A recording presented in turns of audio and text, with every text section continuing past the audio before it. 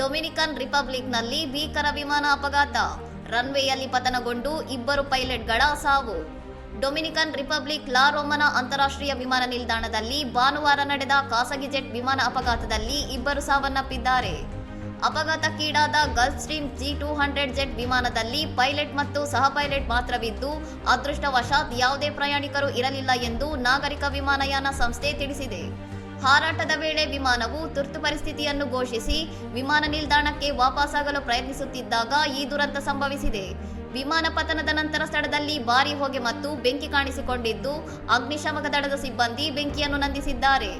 ವಿಮಾನವು ಲಾ ರೊಮನಾದ ನೈಋತ್ಯಕ್ಕೆ ಸುಮಾರು 16 ನಾಟಿಕಲ್ ಮೈಲುಗಳಷ್ಟು ದೂರದಲ್ಲಿದ್ದಾಗ ತಾಂತ್ರಿಕ ದೋಷ ಅಥವಾ ತುರ್ತು ಪರಿಸ್ಥಿತಿ ಉಂಟಾಗಿರುವುದು ಮೇಲ್ನೋಟಕ್ಕೆ ಕಂಡುಬಂದಿದೆ.